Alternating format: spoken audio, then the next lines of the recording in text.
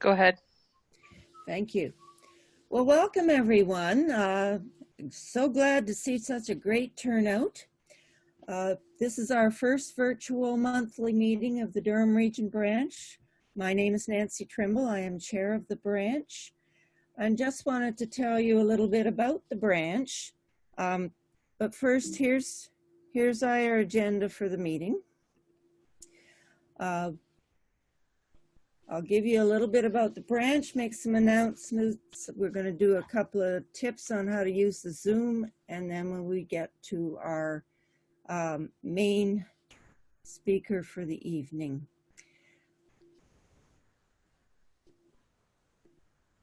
So Durham Region Branch, our aim is to encourage, bring together, and assist those interested in the pursuit of family history.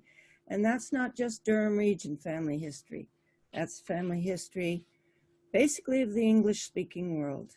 We maintain a large library and office, and we have several communication channels.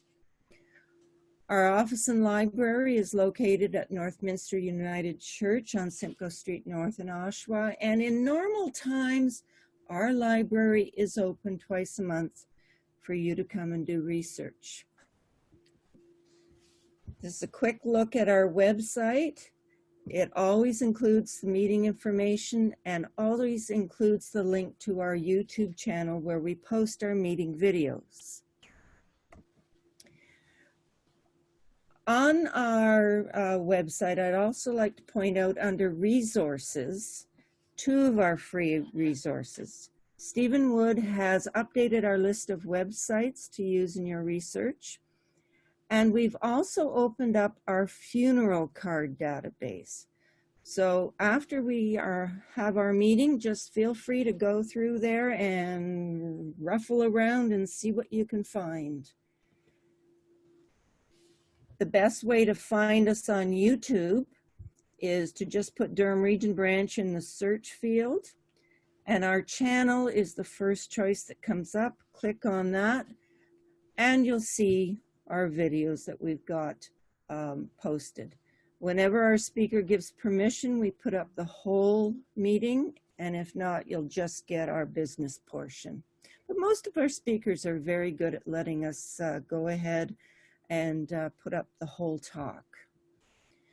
Our blog is where we post notices of meetings and other news or events that catch my eye. And on the side of the blog page, there is a spot where you can put in your email address and get the new post delivered right to your inbox. And I'm told that it appears within about 24 hours of my posting. So it's a good way to keep in touch. But even better, we've got a Facebook group. This one is really interactive, and you can post questions and hopefully get answers from all the other members on the group. You just have to click the join button and we'll let you in. And I would like to point out, as most organizations are, we do need some helpers. And so in this time when you've got a little bit of spare time and would like some diversion, I think it would be a great advantage for the genealogical world if you could just join us and help out. I'm sure you have the talents. Before we get on to Bob, our next meeting will be June the 2nd. It will be me speaking on DNA, tools for the next steps. So I hope that you will join us for that one as well. And a quick note about our September meeting. Our usual date would have fallen before Labor Day, so we are going to hold our meeting 1 week later on September the 8th. OGS, or Ontario Ancestors, I should say, holds monthly webinars on the first Thursday of every month. And this month will feature Beverly McCullough talking about the township papers. These are great lectures to listen to, and there's like 43 of them in the members only section. So you have a spare moment, take advantage of it. To sign up for the webinar, you go to the main OGS website and there'll be a spot on the front page.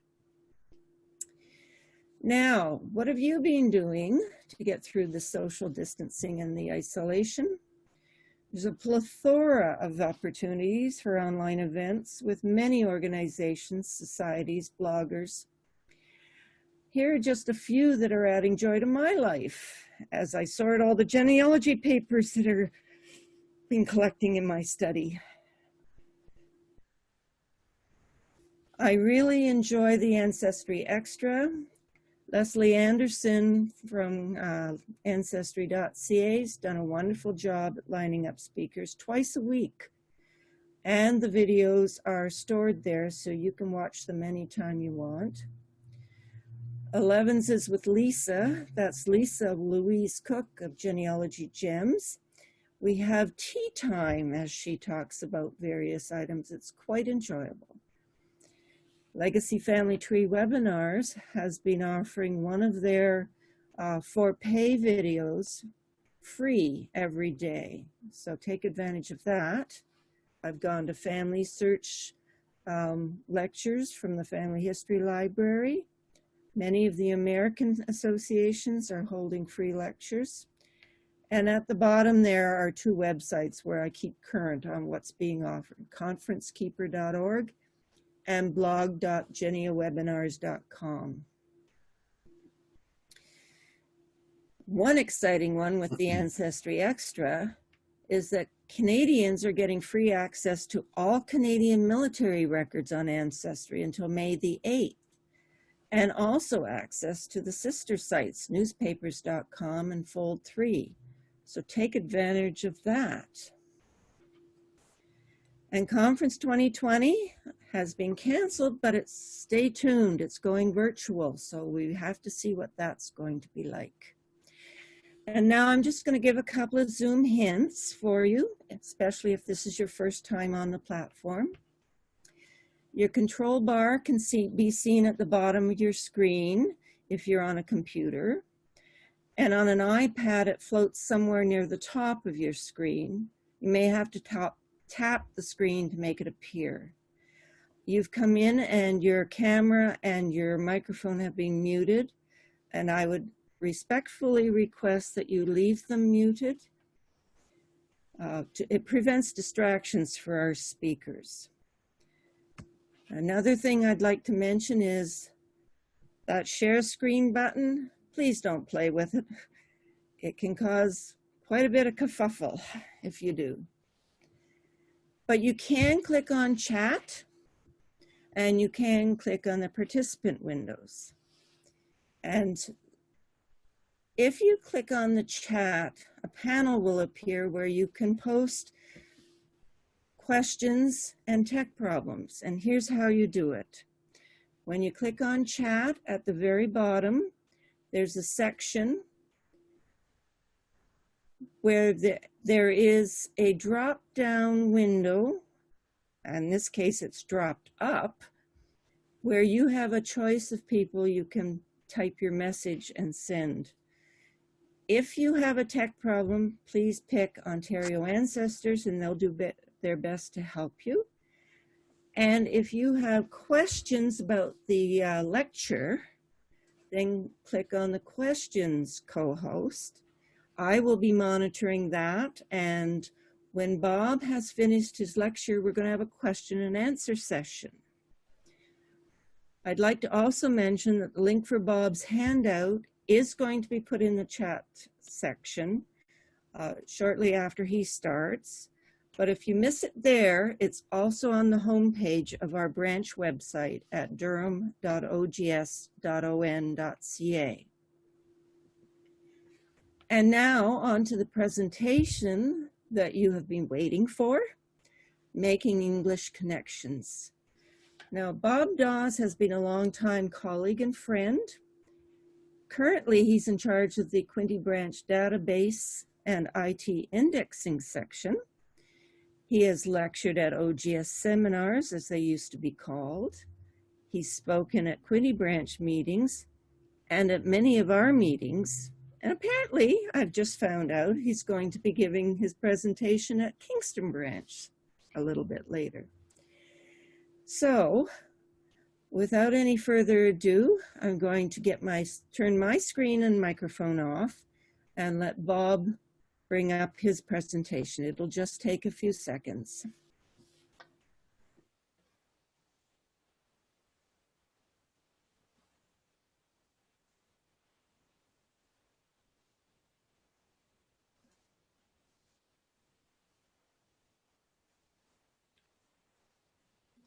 Well, just let me go back here.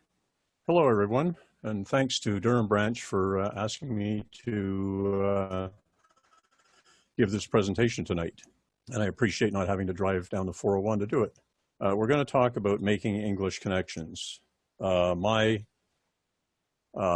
email address is here, and if anybody has a specific question and wants to send it to me after the meeting, I will try to help them. It may not be for a couple of days, but feel free to email me if you want to. Over the course of the evening, we're going to try and cover off really 4 things dealing with English ancestry. We're going to look at the land and the makeup of the land, how it's organized. We're going to look at what types of records are available for you to find. We're going to look at the feet on the ground, the people that are there that you can join and work with to get specifics about your particular county or area. We're going to look at the websites, the free and paid websites, which is the main reason for this webinar. And finally, I'm going to run through a little case study, which will show you how to do it, or how to use all of the resources to do it. We have a handout, and it's called tinyurl.com/English Connections. And as Nancy mentioned, it's available on their website, and it'll be in the chat area as well. This is what the handout looks like, and I'll put it up again at the end of the meeting. It's a PDF file, but it has live links in it that you can click on. So everything I'm going to mention tonight, every website that I'm going to mention is in the handout, so you shouldn't have to write anything down during the presentation. So moving into the land, this is the modern county structure of England. It had a lot of rearrangements that were done in the 1980s and 1990s, much like we had in Ontario. For instance, up here where we had Cumberland and Westmoreland, they were joined together to become Cumbria. And then down in the bottom in the south here, Sussex was a big county, and it was divided into 2, East Sussex and West Sussex. And then all of the other counties have had several combinations and divisions and other things happen. But this doesn't really apply to the time frame that we're looking at. We're looking at more this nature of layout. There's about 40 counties, and we're not going to be looking at the area to the left of where my cursor is showing here. That's Wales. We're going to concentrate on the main counties down through England, and I'll show you how to access the records for each of them. And as you can see, they're not nice, neat, organized entities. They're kind of squiggly, and they poke into each other. And this has a bearing on where your people may have lived and where they went to church. And it gets even worse when we move into the parish structure. So this is what this is the county of Sussex. And these are the parishes in Sussex, and there are a lot of them, and every county will be the same. These are the ecclesiastical boundaries, and each one will have a church, and that'll be called the Established Church or the Church of England. Now, you can also see that they have their own borders, which are irregular, and they follow rivers and valleys and mountains and other, natural land contours. And you can see Cuckfield here has a little peninsula that sticks up into Balcombe. And if your people lived up in here in this part of Cuckfield, they may have gone to church in Balcombe. So they may have registered their children or gotten married in Balcombe. And so while they lived here and were in the census here, they may not have been showing up on any of the records as being in Cuckfield. So it's important that you look around at all of the parishes that surround the area where your people are from. In my case, and I had to draw an orange or red ring around it, I'm interested in this little parish here called Uckfield. And my my second great grandfather was born in Framfield, and although they lived in Uckfield, but he was just down the road a bit, and he was registered in Framfield. And we can have a look at that here. Actually, it's on the next slide. I'll get to it. I just wanted to point out that while the map that I was showing you is complicated, most of the family history societies have done this kind of thing and published them, so that when you join a family history society for Sussex, this is a Sussex Family History Group as an example, they've redrawn the map with decent typing. They've grid lined it and produced an index. So if you wanted to find, say, Denton or South Heighton here, you would just look in the index and find that it's in H5, and you'd follow the grid lines and you'd be able to find it quickly. Here's my little parish up here of Uckfield, and there's Framfield right next to it, and you notice they're very irregular. And this really shows it to you. My great-grandfather was born in a place called Bird and Eye Hill on the Framfield Road. Well, this is the village of Uckfield, and the church is right here, the established church, St. Saviour's. But he was born here, somewhere around here in Bird and Eye Hill. And Framfield, the village of Framfield, will be way off to the right. So he is right on the boundary. I assume the boundary is probably here at the end of the built-up area. So he ended up getting registered in the Framfield as a baptism in Framfield, but from a census point of view, he was always shown as living in Uckfield, usually along the main the high street here. So you can see how complicated it is and why you need to look around in the surrounding areas.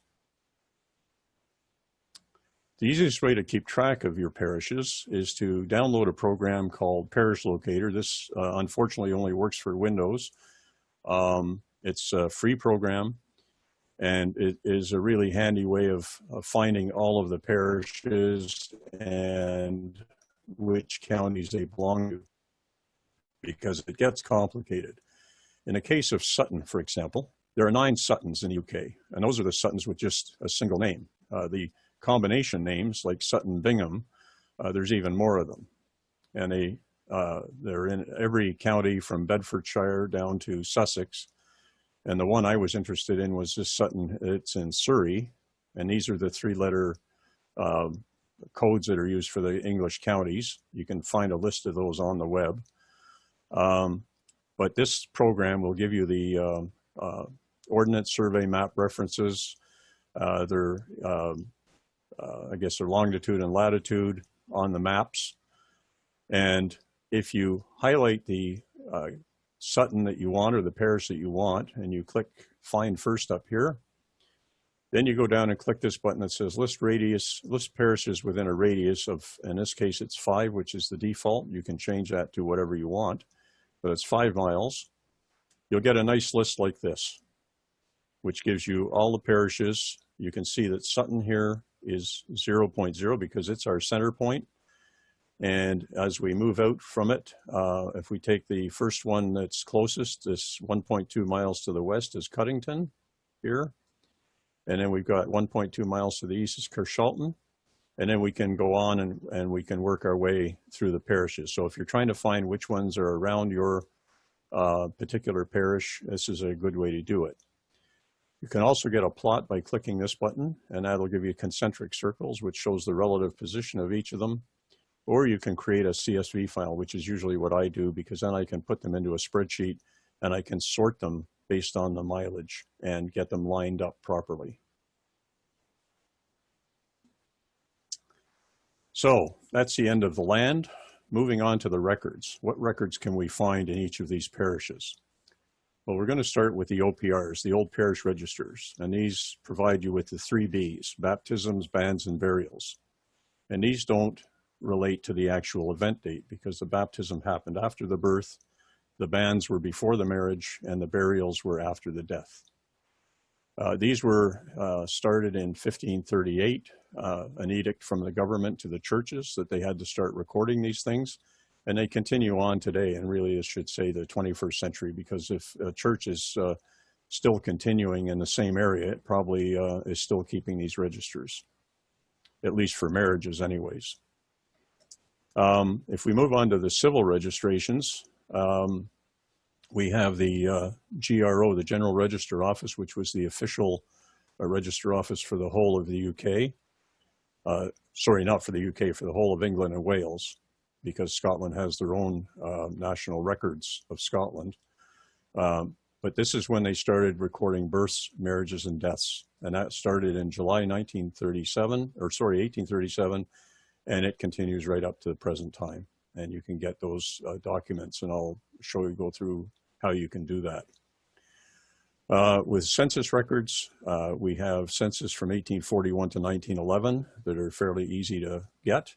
There are some earlier censuses that you can get through the family history societies, and we can talk about those a little later.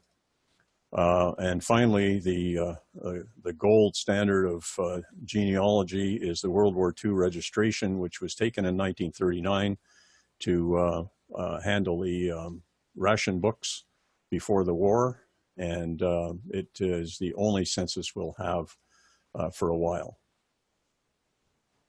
So the 1939 registration, as I said, is the only thing we'll have for a while. The 1921 census won't be released until 2022, and that's because they have a 100-year privacy closure on it. It may be released early, as the 1911 census was. If they redact some of the fields, some of the personal information fields, they may get it released early, but we're almost at 2022 anyways. 1931 census was burned in the Blitz, so it's totally lost. The 1941 census was never taken because of World War II. So between 1921 and 1951, the 1939 census is all we've got. Anyone that was that's on the 1939 registration that was born less than 100 years ago is redacted. So anybody born after 1919 really has been redacted, and that's what you see, these big black lines that are across the form. This document was later used for the National Health Service, which started in 1952. It was their initial database, and they did annotate a lot of information. For instance, women's names. When they got married, their married name was added on the form. So you can get a lot more information than this from just 1959. This document lived for a long time, a couple of decades. So it is really a valuable tool. It provides a full birth date of the individual, their occupation, possible children, because there's numbers of the people in the household. And as I said, the married names potentially of some of the daughters as they got married. And we'll come back to that when we do the case study. So going right back, looking at the OPRs, this is an old parish register for Lancing and Sussex from 1761. And you can see it's kind of hard to read. The ink fades in and out when the vicar filled his pen up. It got nice and dark here. He's got everything on this. There's burials, there's baptisms, and in some cases you'll find ones that have marriages mixed in, or other church events. It all depended on how the vicar decided to keep it. Some had separate books for the different events, and others were less organized, and they just put everything in the same book. So this one, as I said, is from 1761, and you can see it starts here in April and May, and then it jumps to August and September. So there wasn't much happening. I guess they didn't have it in 1761 in Lancing, because there wasn't a lot going on in the church. If we take a closer look at it, the line I was interested in was up at the top here on the 26th of May. So we can see it's May here, and we know it's the year because it's at the top of the page. I was interested in this where it just says the 26th, Anne of John and Mary Sharp was baptized. So that's a family I was looking for, and that I was able to pick out of this form. Now, all of these records were originally transcribed by the LDS Church to provide the information for the IGI, the International Genealogical Index. And you've all used that. You remember the microfiche going back to the 1990s. We all used that microfiche, and it was just a terrific tool. But it only gave us limited information. In a lot of cases, if there was extra information on the form, like a maiden name or a birth date, it only gave you the baptism date, and never, a lot of cases never gave you the mother's maiden name. But there are some things that you can do with it, and I want to point these out to you. In this case, this is what Family Search brings up for this record. So it's the same. It's Ann Sharp, and all of her information is the same. Her parents are the same. But this is the important part here, the batch number. These were the units that were used to collect these groups of records together for a particular parish. So this one, in this case, is C070711. And it shows you the films that relate to that batch number. Now, the reason this is important is because you can look for the rest of the family by using the batch number. And that will help you search through these old records so that you don't have to pore over them and try to pull the information out of them. It'll tell you where to look. So this is how we use the batch numbers. In this case, I started using Hugh Wallis. He was a genealogist who put all of these batch numbers together by parish, and that includes North America. He's done a really amazing bit of work. The only problem was he posted it on the RootsWeb website, and they've had security problems, as everyone knows, over the past year. Now, I checked this yesterday, and it was working on RootsWeb. So I'm going to give you two options to find this stuff, just in case Hugh doesn't work. But you could start here by looking at it. You pull up his website. You pick a county from the list, the drop-down list. In fact, you pick England, and then you pick a county. That'll bring up this window, and you pick a letter of the alphabet to pick your parish. And in this case, I just picked W because I did have some W's in Cambridgeshire. So these are all the parishes that begin with W in Cambridgeshire. And you can see all the different batch numbers and the year ranges that they span. You want to concentrate on the C's for christening and the M's for marriage.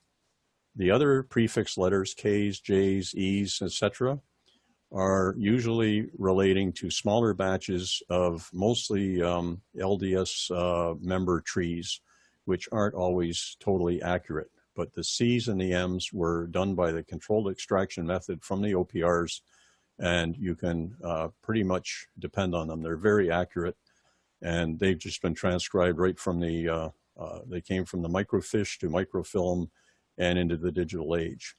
So I was interested in Whittlesford here, which is a parish that I had a grandparent from, and that's would be the batch number I'd look at, and that's the year range that I can get. You notice also that there's some nonconformist churches as well, so this gives you really great coverage, and it tells you what's available. So by putting in Sharp in Family Search, so I've numbered these as steps. You put in Sharp, you put in year range based on when you think they got married and say 20 years out from that. You put in the mother and father's first names. I don't bother with their last names. You put in the batch number here, and you get all the children that relate to that couple from that group. So now I could go back to that OPR online, and I could work my way through it following these dates for 1755, 1758. Here's our Anne that I just showed you in 1761. There's another one in 1766. So the distance between these makes sense, and I think they're probably all the children of this family group. Unfortunately, I'd never be able to prove it in the census because the first census was until 1841, and that's another 80 years into the future. So maybe most of them won't be alive at that point. So alternatively, you have Archer. And you can find the batch numbers using Archer as well. And this is the website here. It's in the handout. You just click on England here, and that'll take you to this page. You pick England. That brings up the map of England. You pick Sussex. In this case, you pick L for Lancing or whatever you want. And here we go. Here's that batch number we had before, C070711.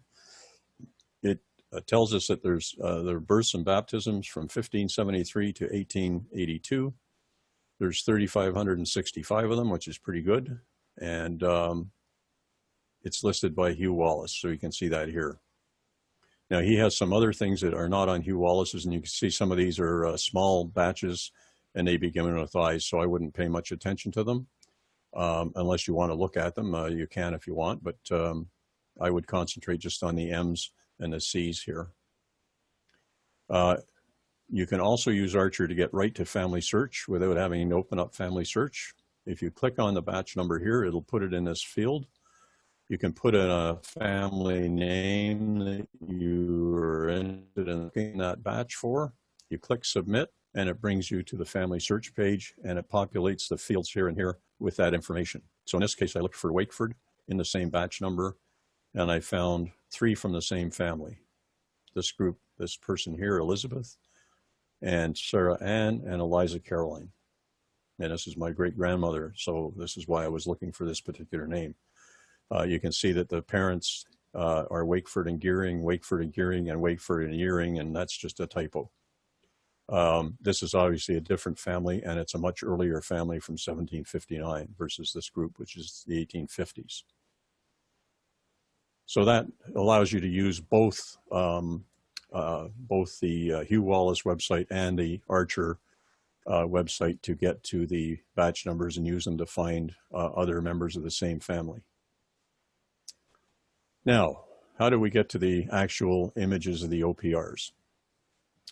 Well, you go back to Family Search, and you're going to open up the catalog. Now, you'll need a free account for this. You can't access the images without a free account. You can access the IGI and other basic information in search, but if you want to see the images that are digitized, you have to have an actual account, and it's free to use, so free to get. So I would see no reason for you to sign up for one, or to not sign up for one.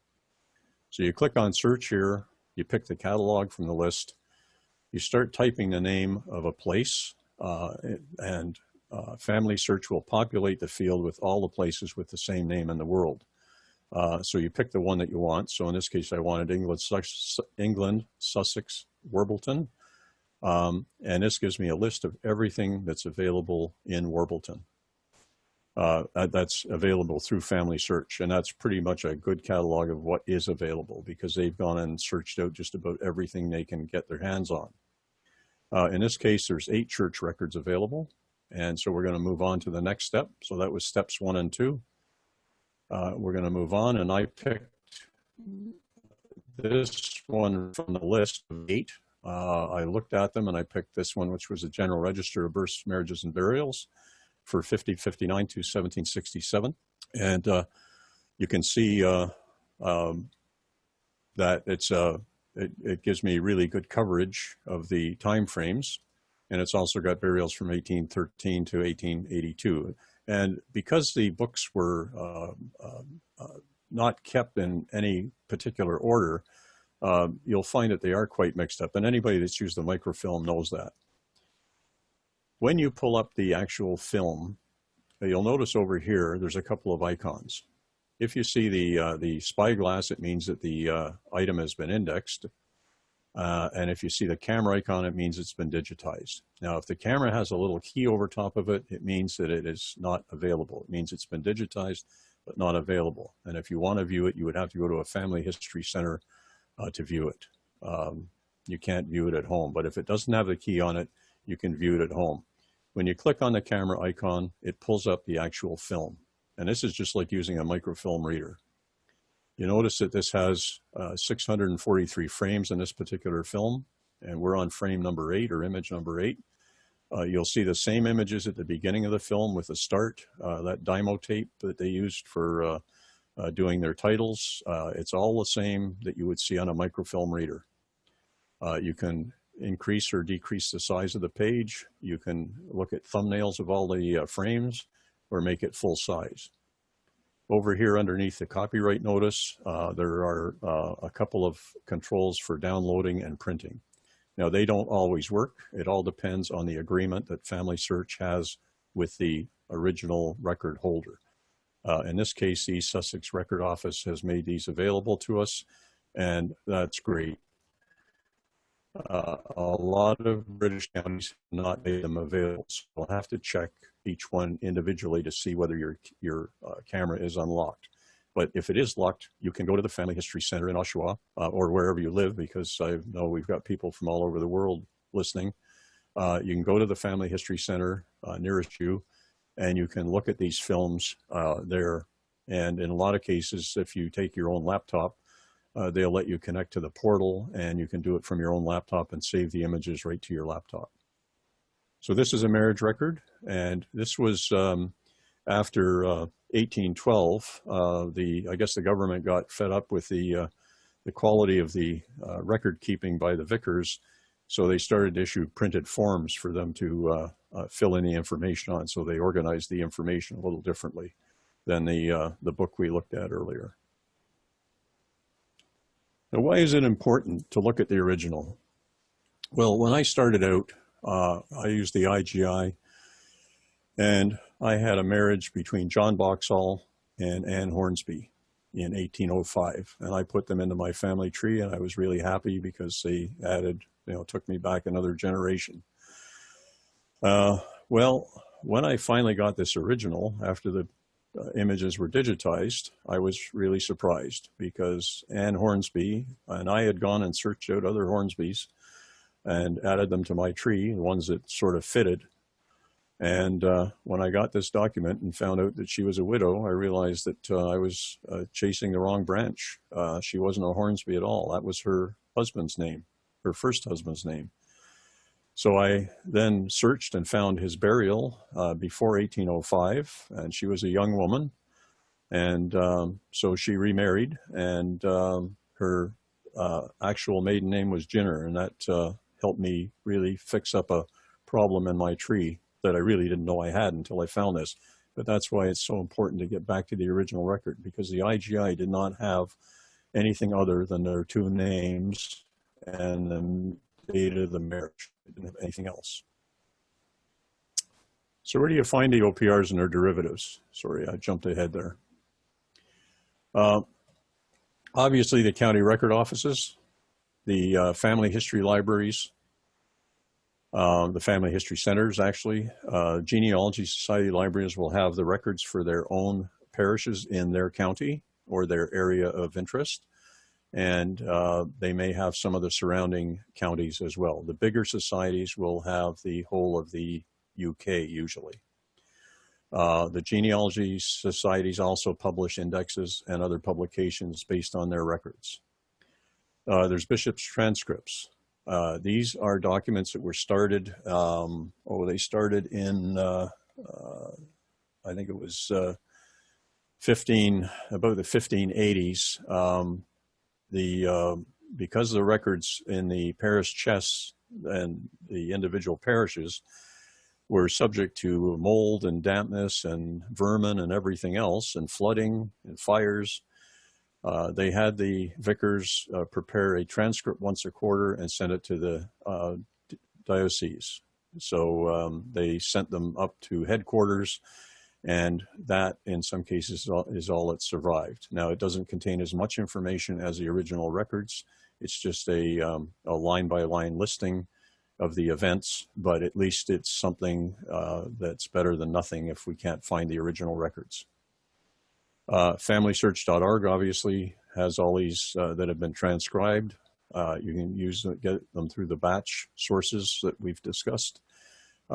We've also got some paid sites, the genealogist.co.uk, and then there's Ancestry and Find My Past, which have a mixed bag of different counties. They are working out arrangements with each of the different genealogy societies to get access to their records. So they don't have the same coverage that each other has.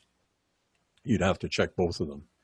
There's freereg.org.uk, which is done by volunteers, and UKBMD Search, which is also done by volunteers. So they have a smattering of them as well. So you really have to check all of them. But the best place to start is the Genealogy Society for the particular county you're interested in. So moving on to civil records.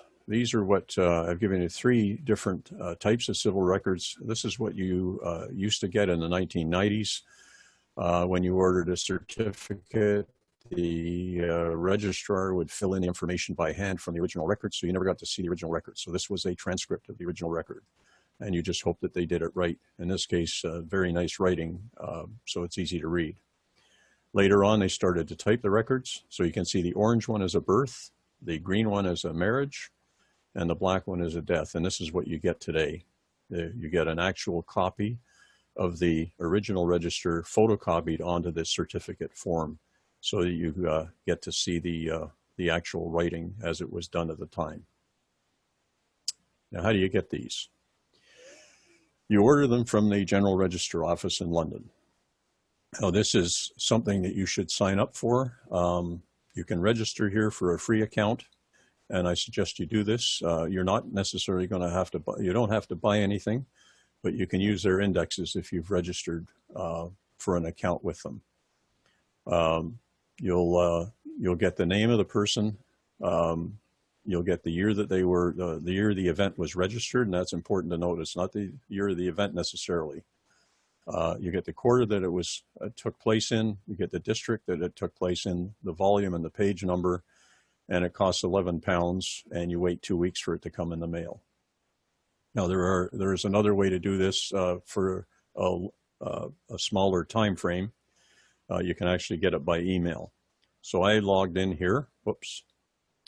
Just let me go back and show you that again. I've put in my login details here, and then that'll take us to this page. Now we're also going to click on order certificates online, and don't be worried about that because we're not going to order anything, but we need to click on that to get to search the GRO indexes, and that's what you want to get to. So this is what the GRO indexes look like. This is the birth index on the left and a death search on the right. You fill in the areas of the form that have the red asterisks. Those are the mandatory fields. So you need at least a surname, the gender, and a year. The year can be adjusted by a 2-year span either way, so you get a 5-year range. You can add a first name if you want. You can alter the matches here for exact or variable or starts with, that kind of thing. You get some choices here from the drop-down menu. You can specify the exact time frame, but I'd rather leave that empty. And then you click on search down here. And this is what you get.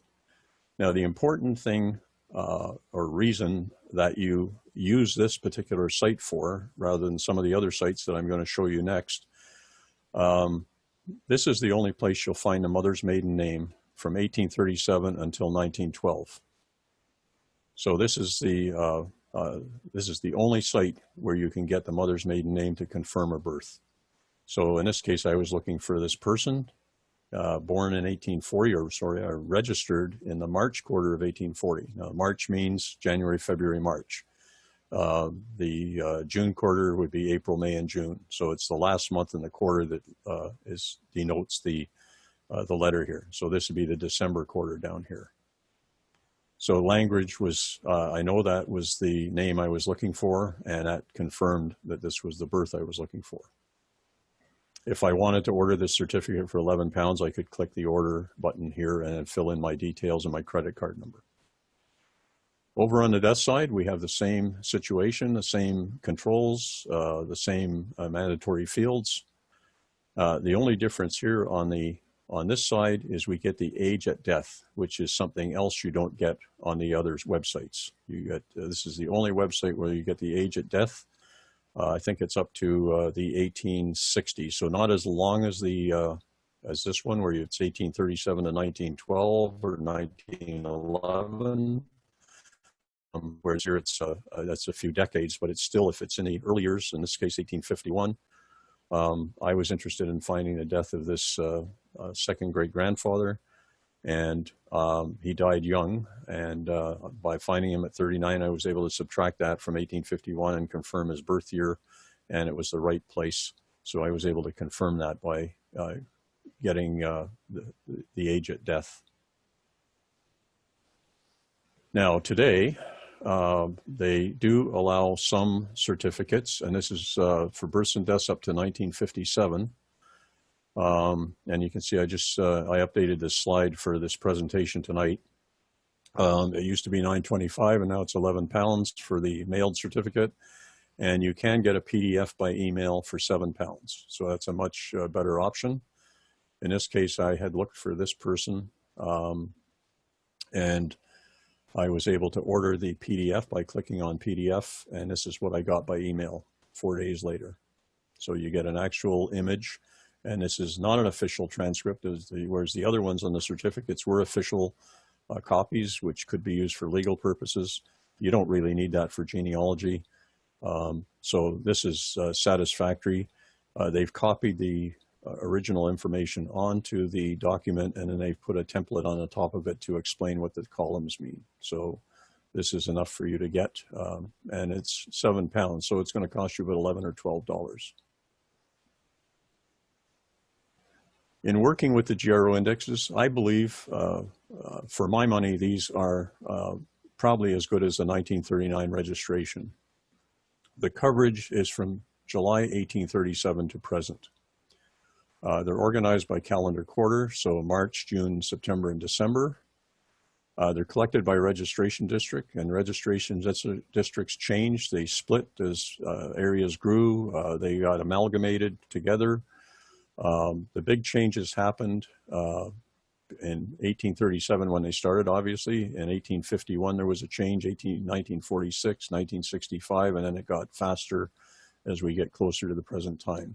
And just as an example, the volume for my registration district, or the one I use the most, which is Brighton and Sussex, started out as number 7, then it became 2B, then it became 5H, and then 18, 29, and 452.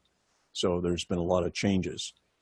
The good news is from 1851 to 1946, which is almost 100 years, it was 2B. So that's usually all I have to remember. And on that form, I can plug in 2B in the volume area, and I know I'm searching for Brighton. It varies from handwritten documents to typed documents to computer printouts, and I've got an image of that to show you in the next slide. The information you get will be the year, the quarter, the volume, the page, and the district. And you've got to remember that if a child was born in the latter part of 1 year, let's say the last part of December, they might not have been registered until the first few weeks of January. So they wouldn't be in the year they were born. They would be registered in the following year. You're dealing with the registration date here, not the actual event date. It's close. And in a lot of cases, they did it the next day, but it may be different. So if you can't find it, make sure you expand your time frame and look further out. Other changes that happened, sorry about that. I forget one of my highlighter and click the mouse button without it, just a slide. In 1866, the age at death was added on the indexes. So the GRO gives you from 1837 to 1957. When I say GRO only, the GRO website only goes up to 1957. And some of the other websites we were going to look at go up to 2007. In 1911, the mother's maiden name was added on a birth. The GRO only goes up from 1837 to 1957 again. They will expand that over time, but they are, it's a government organization and it's going to take a while. In 1912, the spouse's surname was added on a marriage. Prior to that, you got just a list of people that got married and you had to figure out which couples went together. In 1969, the full birth date was added on a death registration. So that was a real bonus. If you find anybody that's died after 1969, you will get their full birth date. Whereas with the registrations, you only get the month and day of their registration. And in this case, you're going to get their full birth date on the death. So this is what the actual indexes look like. They started out as a handwritten document, providing the basic information. Then they moved to a typed or printed document that was sent out to the different registry offices. And you can see here, here's the date up here. It's April, May, and June of 1881. And it provides the names. and the registration district, the volume, and the page. And here's the latest ones from 1974 on, which is a computer printout, which provides the same information. This is March 1974, January, February, and March, and it provides basically the same information.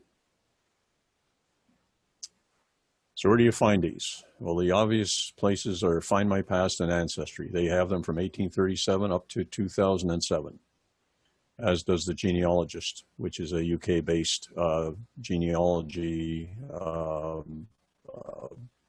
stores. And also this other site, which is a pay site, rootsuk.com.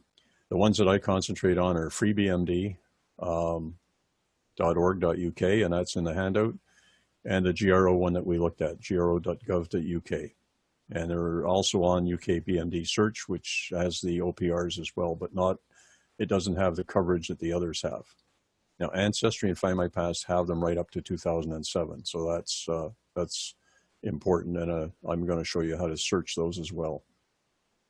We'll start with FreeBMD. FreeBMD is handled by volunteers.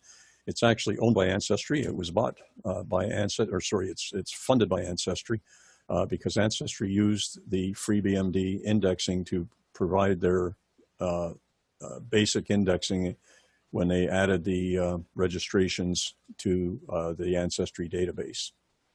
You can see here that I did this just a couple of weeks ago. They're up to 1983 with the births. They're up to 1983 with the marriages. They're about halfway through 1984, and they're almost finished 1984 with the marriages. This is the deaths here. They're typed in by two people, and when the two transcripts match, they get the darker color. So the lighter color means only one person has done the entries, and as the other ones catch up, that will turn to the darker color. And you can volunteer for this group if you like transcribing. So how do you find information on FreeBMD? Well, first you start with, if we go to the FreeBMD website, you pick your event here. You fill in the information as much as you know in the field. You give it a start date. I usually just give it a start date, not an end date. You can fill in the volume and page. And like I was saying before, if you know that your area is volume 2B or volume 7, you can plug that in, and that will immediately take you only to the registration district you're interested in. But more likely, if you're starting out with this, you're going to want to pick the registration district over here, or you're going to want to pick a county. And you can pick more than one county. If you hold your control key down as you click on each county, it will select more than one county for you, and it will search those counties.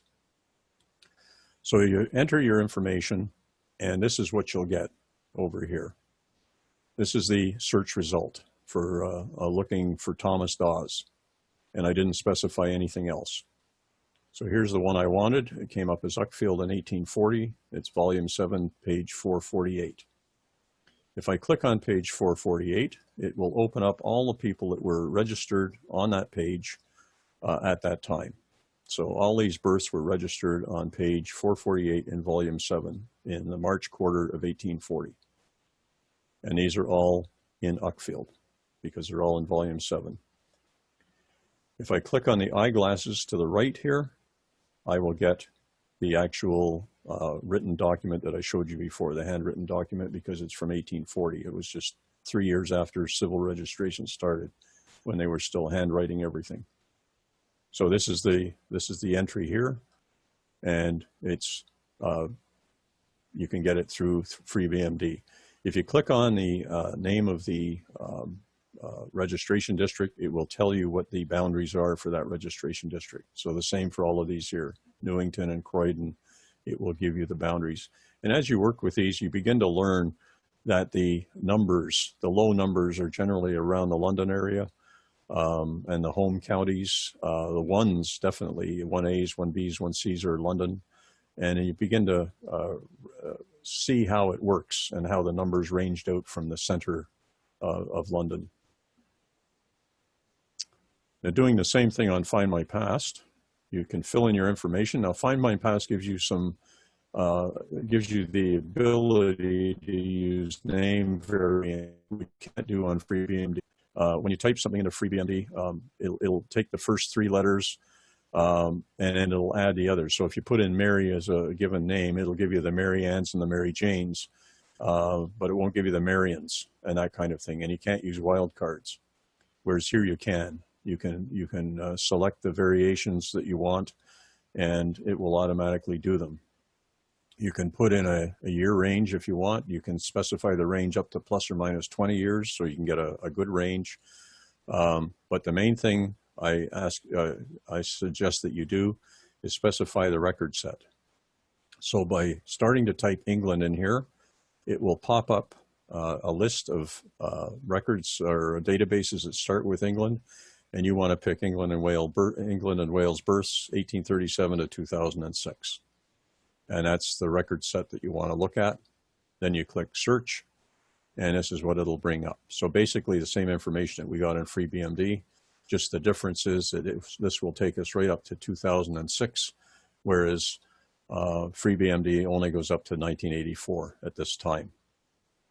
If you click on the transcript icon over here, it will give you the basically the breakout, the same as we saw before. It's the first quarter of 1840. Uckfield, everything's the same, and the camera icon will give you the handwritten information that we saw on the other page. So basically the same, and Ancestry works pretty much the same way. I just like Find My Past better, particularly for deaths, because if I use FreeBMD to search for a death, I have to subtract the age at death from the year. And why that? Well, that's a good mental exercise. I have to go down the list and subtract them to see if it matches up with the birth year. With Find My Past, I can put in the year of birth here when I'm looking for a death, and it'll give me all the deaths that match that person's correct age at the time. So there's a real value in using Find My Past to do this. So moving on to census records. We have coverage from 1841 to 1911. The census is great, and you all know this. It puts family groups into context. You have to be careful with the first census because 1841 rounds anybody's age over 15 down to the nearest 5. So someone who is 63 will be shown as 60, 57 will be shown as 55. It also only specifies the county of birth by a yes or no. It says whether born in the county. So if it's in Sussex, it'll say yes. If they were born in Sussex, and no, so you don't know where they were born. They could have been anywhere, but it's outside of Sussex. It'll just have an N or a Y. In 1851, that was changed, and they started to show the exact birthplace, along with the relationship, the status, the age, the occupation. So you're getting a lot more information. By 1911, everything else is pretty much the same from 61 to 1901. But 1911 shows the entry by the incumbent, gives the number of years they were married and a number of children, both living and dead. And as I said earlier, 1921 won't be released until 2022. And it's important here too, on Find My Past, that you specify the record set when you do the searching. So you want to type in the census year, so 1841, and it'll fill in the rest of the information. No, we'll come to that in a minute. So here's some examples of the censuses. 1841, you can see it's very limited, and the ages for the people over 15 are nice even numbers, 60, 25, 25. So these could be quite varied in age, but they're shown as the same age. And here you can see here, these are all yeses. There's a no at the top, not born in the county, no, not born in the county, no, not born in the county.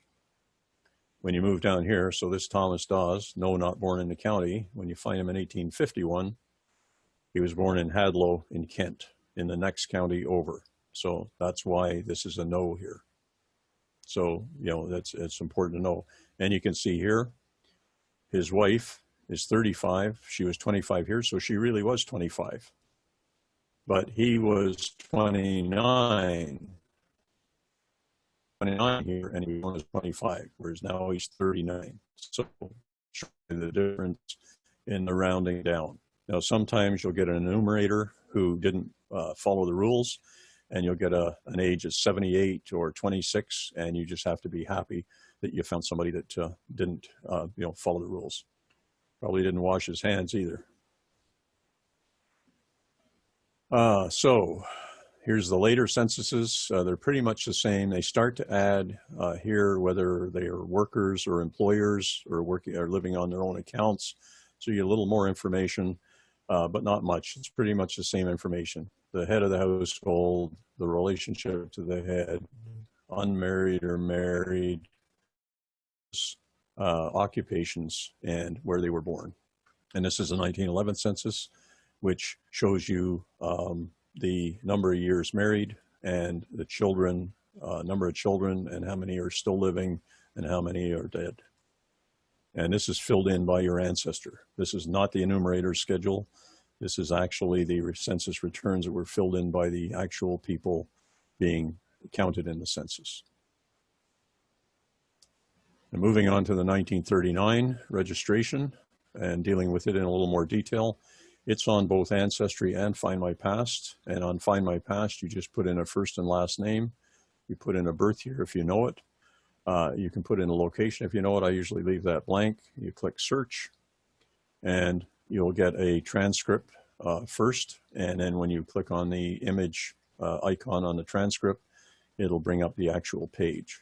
And as you can see here, we've got a lot of extra people. Now, what I find interesting here is even though this is redacted, it at least gives me a clue that there was probably a child. They have the same, they're likely married. It says here married and married. Here's someone who's widowed, here's someone who's single.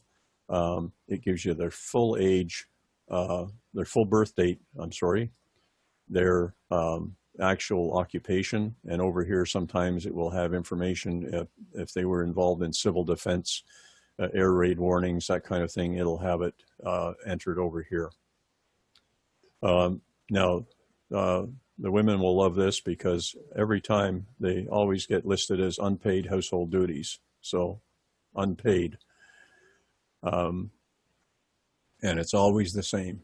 Now, this one is a little different. I don't know what the difference was. This is a housewife versus unpaid domestic duties. So you get quite a range here. This enumerator had a sense of humor. You can see here that you've got a lot of annotated names for people who, as they married. You've got a June Law here who became a Fisher, and there's the date. I'd have to blow that up to see what the actual date is, but that would show it. Here's another one that's married, another one here. So this is a really gold standard document for finding information about anybody that was living in 1939. So moving on to the feet on the ground. Who can help you in the local area of your search? The genealogy societies, and you have usually a primary society for each county in the UK. You've got a lot of bigger cities have their own societies, like Manchester, for example, will have its own society, and they even have a Scottish branch of their own society. You have some very specific areas, like Northwest Kent has a society that just looks after a few parishes. So you have to really delve into it and find out which groups are looking after the area you're interested in. The important thing is they provide detail-specific databases. The Sussex group that I belong to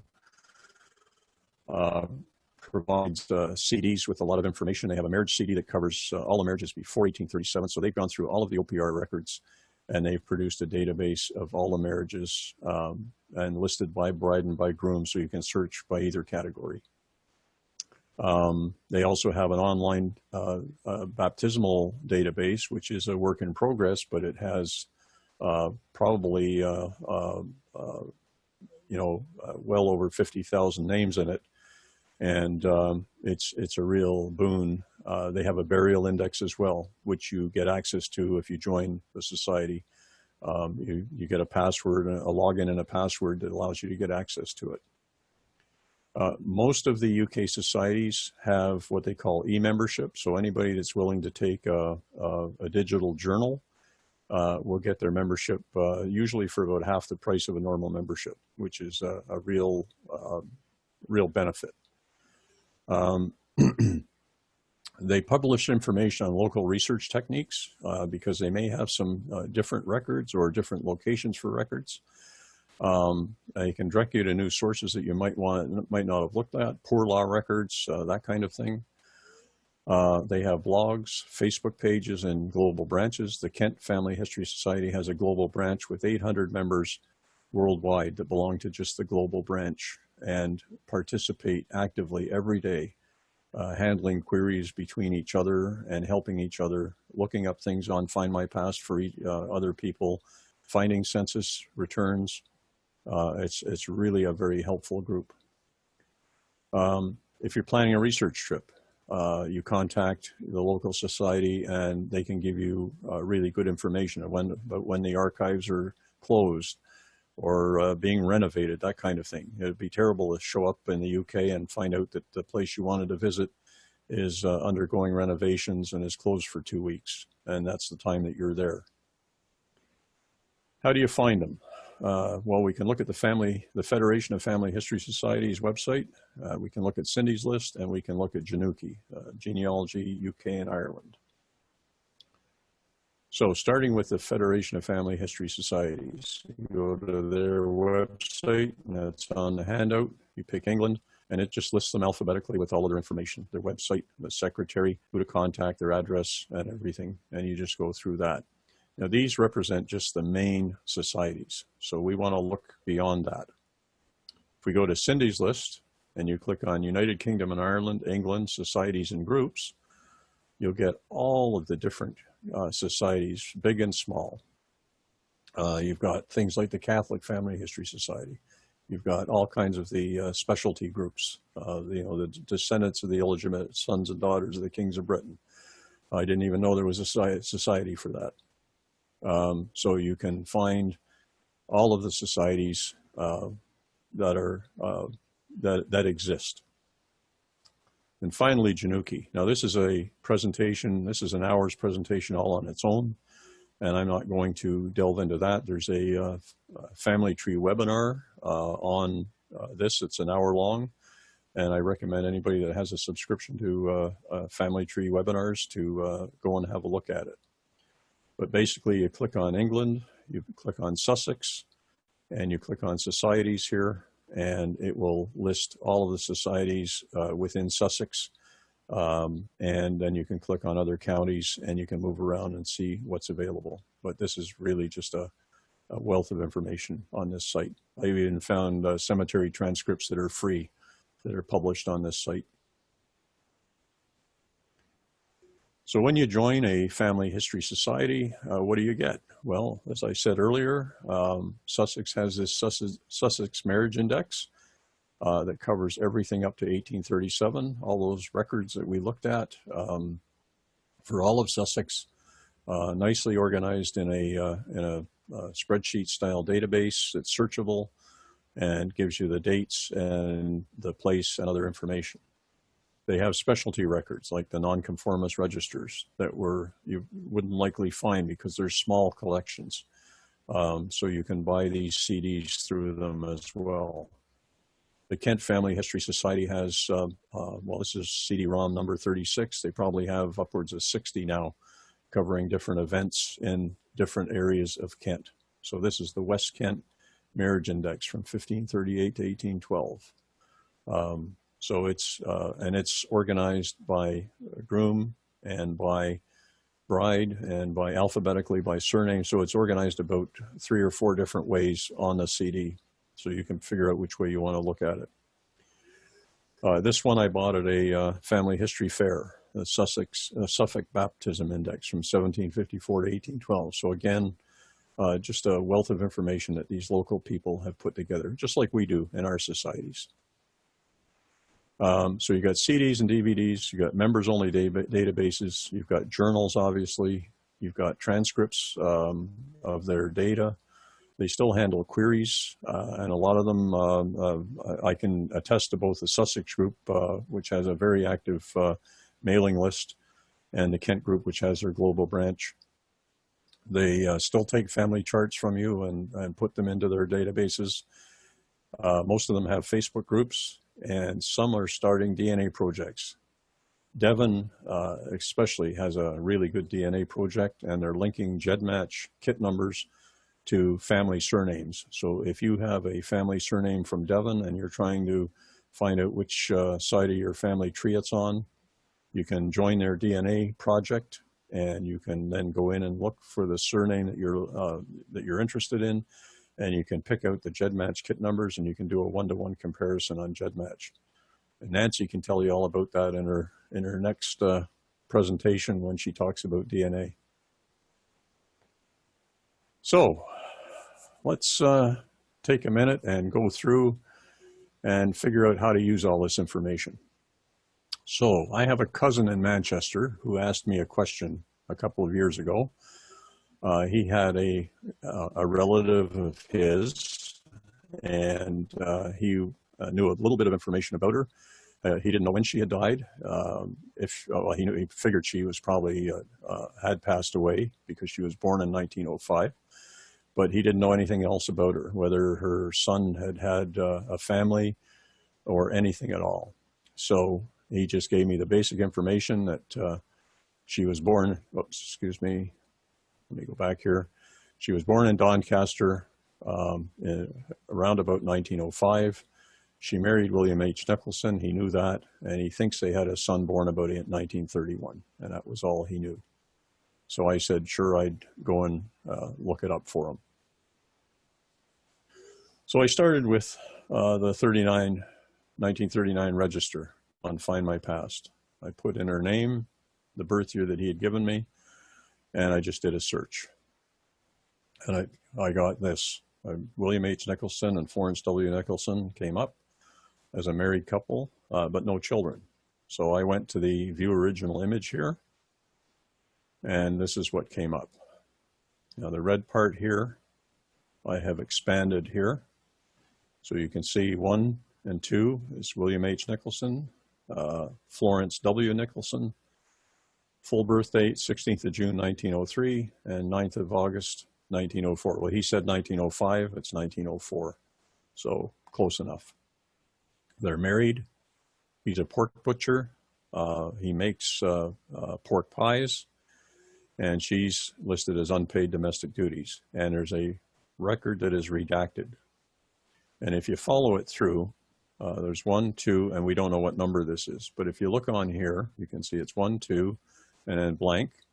This is house number 20, and this is house number 21. So this is likely number 3 and attached to this family. So it's really easy to follow the numbers, follow the house numbers, and figure out how the people fit together. You know, in this case here, we've got 6 people with 1 redacted. Now, I have a cousin who's alive and well and living in Truro in Cornwall, and she is listed on this and not redacted, and I don't know why, because she should have been redacted, but I'll take it. So moving on, we went to Free BMD to look for death. So I started in 1939 because I knew they were living in 1939, and I limited it to Yorkshire because they didn't move around a lot as far as I knew. He was a pork butcher in Doncaster his whole life. So I put in Florence Nicholson. I put in 1939 as my start year. I did specify the West Riding of Yorkshire where Doncaster is, and I clicked search or find, and I got Florence W. Nicholson, age 60, in Don Valley, which is a suburb of Doncaster. And here's the actual registration form here. Now 60 puts her birth year at 1906, but depending on who gave the information on her death, they would have just given her age and not her full birth date. So that wouldn't have been correlated. So it could be, it's only a year out, and I'll take it. And mainly because it's the full name, Florence W. So moving on, we're going to use the 1911 census from Find My Past to see what we can find. So we're going to put in Roden, and we're going to put in Yorkshire, and we got the birth year 1905 plus or minus 2 years. I'm going to specify the 1911 census by typing 1911 in the record set here, and that will as soon as I type 1911, it will list all the records that start with 1911, and really there's only one, and that's the 1911 census. This is the list that we get. So we got Winifred Roden, not Florence Winifred, Winifred Roden, born 1906, Doncaster, and the event's 1911. So let's look at the census. So now we've picked up her parents, Arthur B. Roden and Lily Roden. There's Winifred Roden, obviously her father, maybe he called her Winnie or Winifred, and when he wrote it down, he ignored the Florence part. You can see here they've been married 6 years. They've had one child. They have one child living and none that have died. So you get that extra information on this. He's a journeyman pork butcher, so working in the same field. He was born in Doncaster. Florence was born in Doncaster. His wife was born in Liverpool. And she's Lily Roden. We can get her maiden name a little later. And this Arthur B. Roden, that's his actual signature. He filled in the form. So we added the parents' information for Florence as well as getting her birth location. So now we're going to add the marriage date for Florence, and that was September 1928. So going back to free BMD, I put in the Nicholson and Roden in a marriage search, and here they are here, William H. Nicholson and Florence W. Roden, and you get the crossover here. Now normally, and I'll show you, I've got one coming up for his parents, where you'll see this column doesn't exist because it was before 1912. So you have to figure out which of these couples go together. And there's no, you can see there, the middle couple here. So Robert W. Hall married Irene Tomlinson as well in that on that same page. While I was there, I looked for the birth for Terence. And I found Terence H. Big Nicholson with his mother's maiden name of Roden because it's after 1912. So the maiden name is shown. Again, Doncaster, it's volume 9C. Everything's 9C for Doncaster. And so that gives us his birth registration date is June 1931. So my cousin did have 1931 or about that time right. So now we're looking for all the children in the marriage to see if they had any other children. Now this is where free BMD comes in really handy. You just highlight births, you put in Nicholson as a family name, put in Roden as the maiden name, and these are unique enough names. If it was Smith and Smith, it'd be a problem, or Smith and Jones. But because these are unique enough, it'll work for us. We know they got married in 1927, so we'll give them 20 years out. We really don't need to put in a location. And this only works after 1911 when you can put in the mother's maiden name. Otherwise, you'd get no results if it was before 1911, because it would look for a maiden name and wouldn't be able to find one. Excuse me.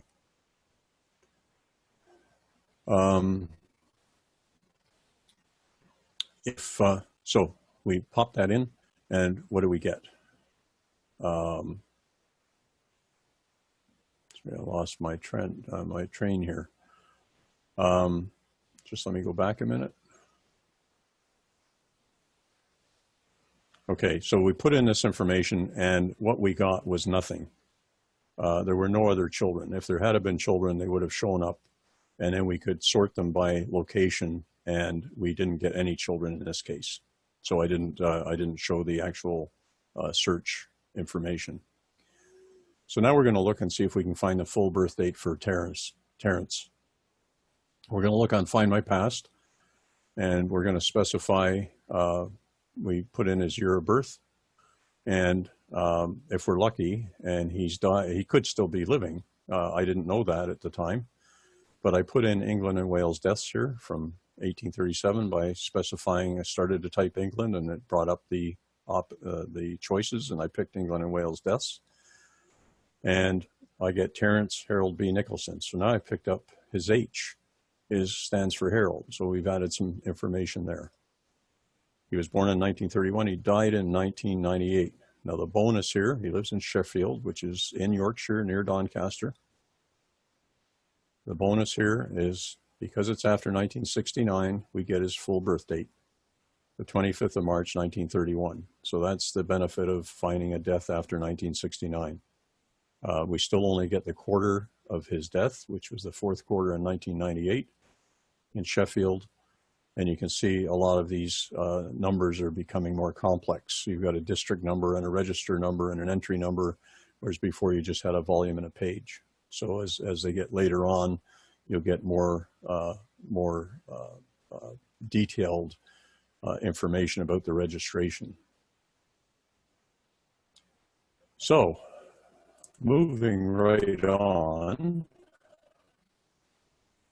to look for birth and death for William Harold Nicholson, her husband. And I had his birth date off the 1939 registration, so I didn't need this. But he died after 1969. He died in December 1970 in Scarborough, which again is in Yorkshire in the same area. And I did get his birth date if I hadn't had that before.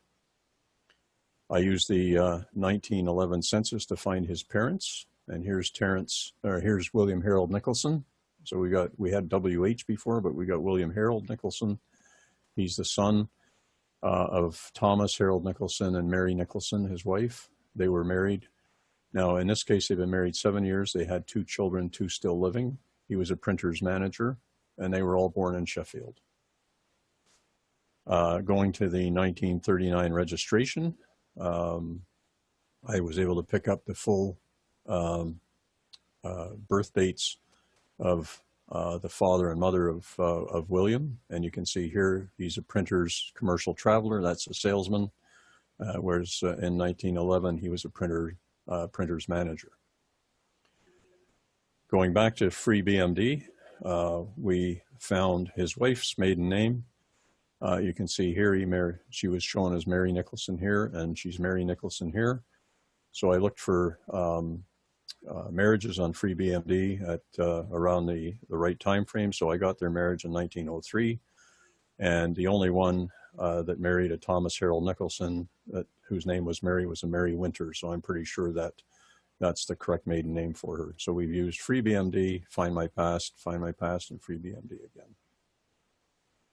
So we started with this information over here, and this is what we've got now. We've added all of this information, some full dates. We've got the years at least of death and marriage. We've got the locations for them. We've got the parents' names that we didn't have before. And in this case, we've got Florence's information, her full birth date. We've got her parents' names. And down here with Terence, we've got all of his information, including his full birth date. And I carried this on just for fun. And I found that he married a Sylvia Stanley. And if we take it out here, so Terence married Sylvia Stanley. They had a daughter named Trudy A. Nicholson who married a Philip Henson, and they had 2 children, Lucy Marie and Samantha Louise, born in 1989 and 1994. So you can go right up to current times. And these are the people that will be doing DNA testing that you'll be matching with. So that's why it's so important to be able to take this stuff out by using the GRO information on Free BMD and on Find My Past. So you can see here, we started with just a limited amount of information with 3 people, and we've been able to fill in this whole piece of the fan chart with all the extra information we found. Now, if this was my family, I'd obviously have to spend a bit of money and buy some certificates, but I could really then confirm the information because you'd see the parents' names properly and you'd get the full dates. So what are the wrinkles in this? I only had 2 that I could find. One isn't so bad. It's the 1939 register for William Harold. Shows his birth date as 16th of June, 1903. The GRO death index shows it as the 16th of June, 1904.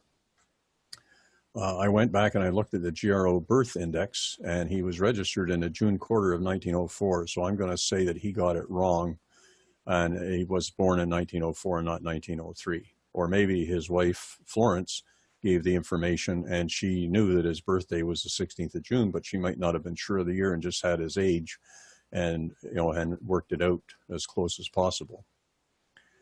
The marriage of Terence H.B. Nicholson to Sylvia Stanley is a little more troubling, because there is no actual marriage of a Terence H.B. to Sylvia. There's a Thomas H.B. Nicholson to Sylvia Stanley. But because I could not find a birth for a Thomas H.B. Nicholson anywhere in the UK, I'm assuming that it was a transcribing error, because I'd have to look at the original certificate to see exactly what was entered. But I'm assuming that it should have been Terence H.B. Nicholson, because there was just too many initials that went together. Assuming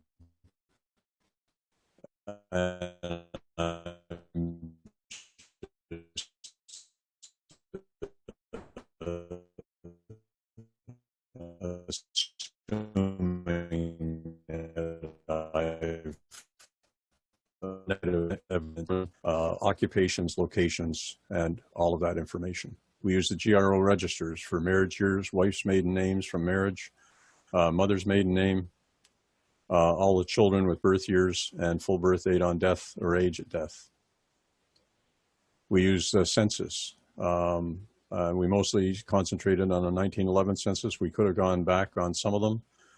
We've got the wife's given name, ages of all children, birth locations, all family members, full family composition, and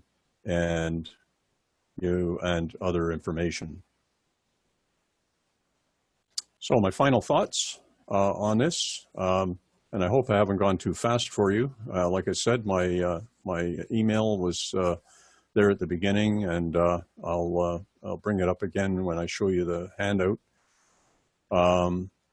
But you can use FreeBMD and Januki at home to get all the information you need. If you have Ancestry, great. If you have Find My Past, even better.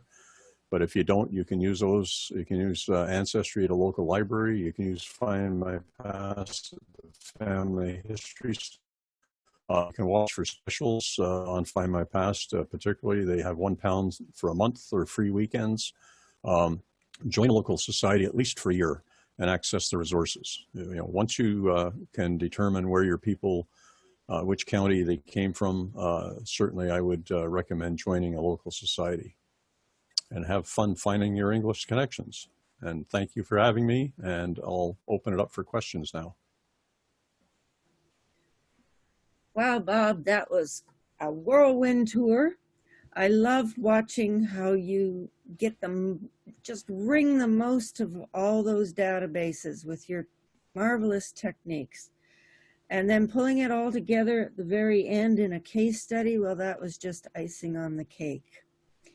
Well, we've had a couple of comments in the chat window, so I'm going to read them to you, and you can answer. So at the beginning, Tammy mentioned that people can check their local libraries to see if they're offering the Ancestry Library Edition online at home. She's mentioning Hamilton and Oakville as well as Alliston. I have to say in Durham region, I've checked out Clarington, Whitby, and Oshawa. All offer it online if you have a library card, and they have a link right online. If you don't have a library card, they can give you temporary ones. So don't forget to do that, folks. Yes, and the Quinte West Public Library is offering it as well. So I'm sure just about every library in Ontario is doing the same. So check out the local libraries to where you live. The thing I didn't mention, Nancy, is not only the family history centers have the actual images, if they're not available, you know, because of copyright restrictions, but the affiliate libraries do, and the Maryland Adams Center in Prince Edward County is an affiliate now and has access to those records as well from Salt Lake City. Okay, and I just got a comment in here that Port Perry Library is also offering Ancestry. And further to the affiliate libraries, Pat mentioned that in Toronto, they've got affiliate libraries that do also have the ability to see the films that are locked. Okay. Now, Here in Durham region, the only one I know of is the Uxbridge Public Library because they went to the trouble and became an affiliate. I've mentioned, Uxbridge, okay. yeah, I know it seems strange. It is a small area, but they have a very vibrant genealogy room there and a very vibrant Uxbridge genealogy group. So they really went after it. I don't know of anybody else in Durham region, so you'd have to ask at your local libraries if any of them have chosen to pursue that affiliation.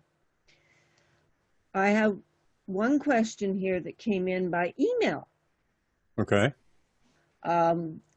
So Carol, she mentions that her great-grandparents, George Chandler and Marianne Hone, she's got their residence and births of their children as far back to as their marriage in 1868 in Balcombe, Sussex.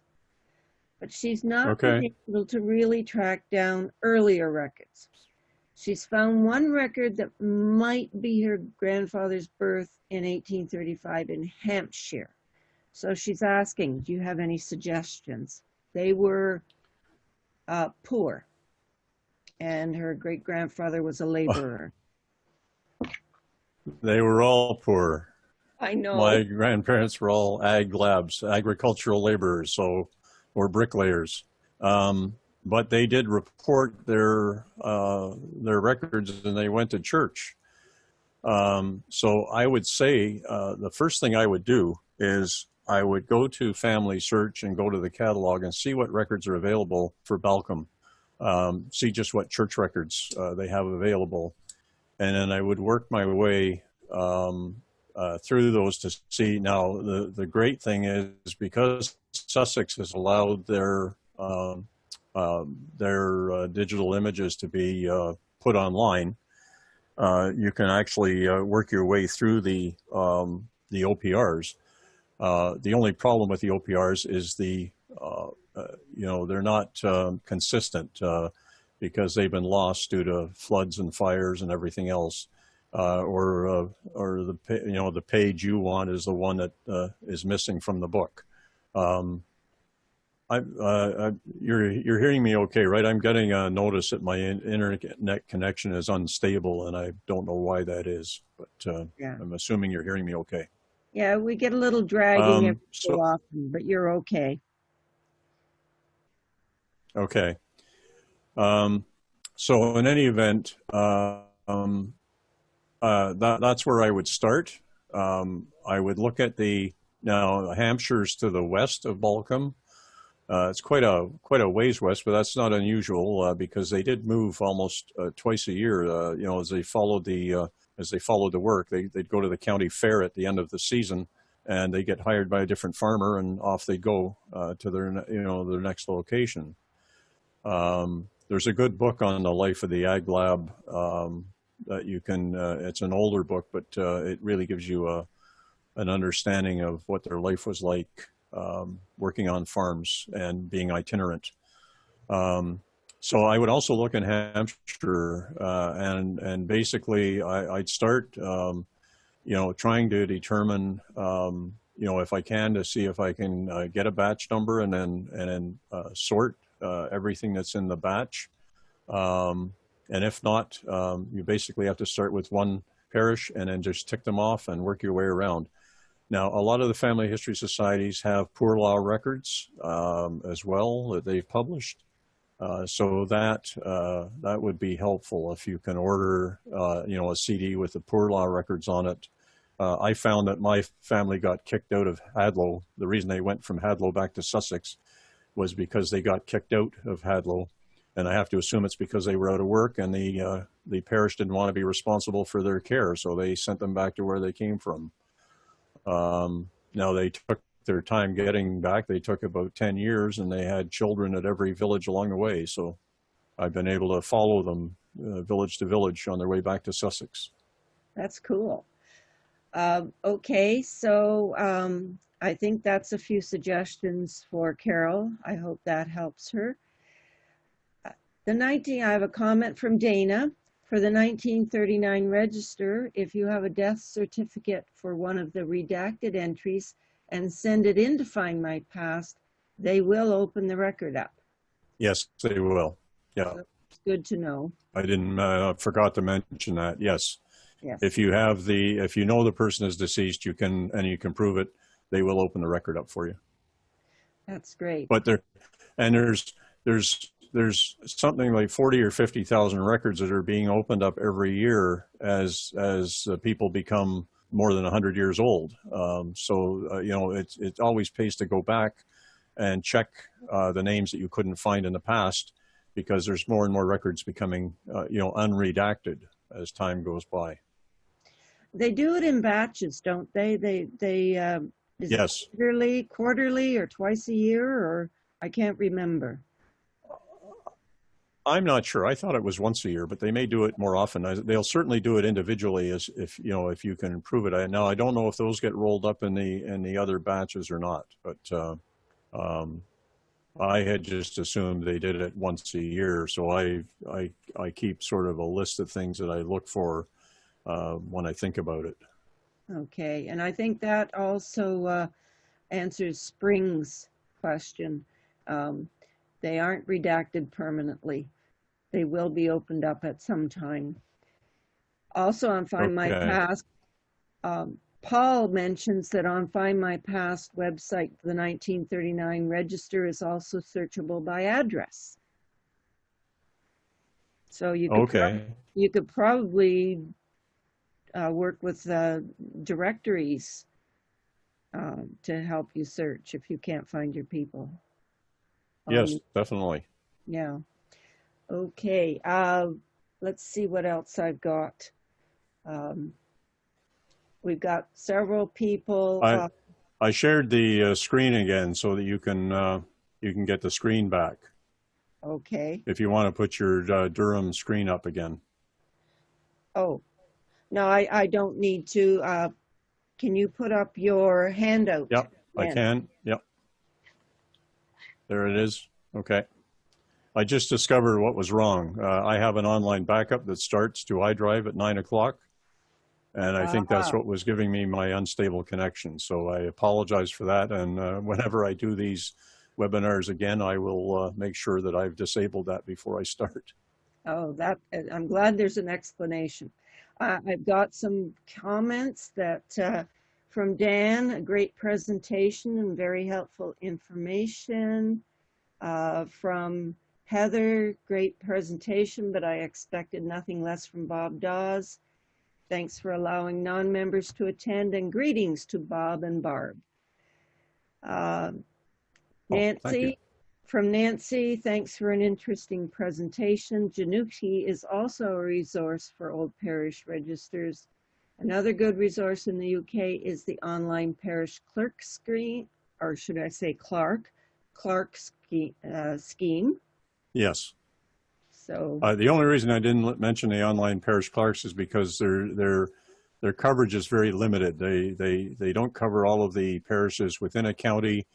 They have 3 or 4 that they each handle, and they really only cover a few counties. In fact, there was a good webinar on last Wednesday on Friday on the Family Tree webinars about the online parish clerks. And they are worthwhile if they cover the area that you're interested in. But I was trying to be more universal so that people could get access to pretty much everywhere. Very good. And so if the presentation on Family Tree webinars was on Friday, there's a very good chance it's still in the free period. So go. Definitely. Yes. Okay. And people can email me if they have a specific question. I'll do my best to answer them or find the information and send it to them if they have a specific question. And my email address is rgdawes, as in my name, DAWES, @bell.net. And that was up on the first slide. I don't know if you want to put that in your branch information. Okay, how about I just pop it right now into the chat box? rgdawes bell.net. There you are, everybody. Okay, and everyone, there's several more saying thanks so much. Thanks for letting me attend. Great presentation. Nancy again said also FreeCen is another source for census records. Yes. Along the lines of the free BMD, right?